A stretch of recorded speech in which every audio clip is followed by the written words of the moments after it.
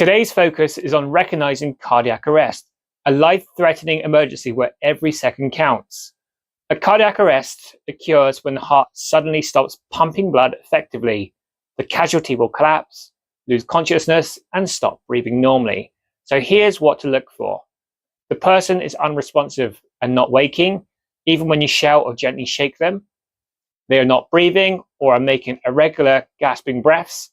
This is called agonal breathing and should not be mistaken for normal breathing. Check for signs using the look, listen and feel method.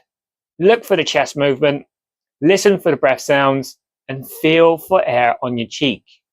There is no normal breathing. Assume cardiac arrest. Shout for help, call 999, start CPR immediately, and ask someone to bring an AED if available. Recognizing cardiac arrest quickly is critical. Immediate action can double the chances of survival.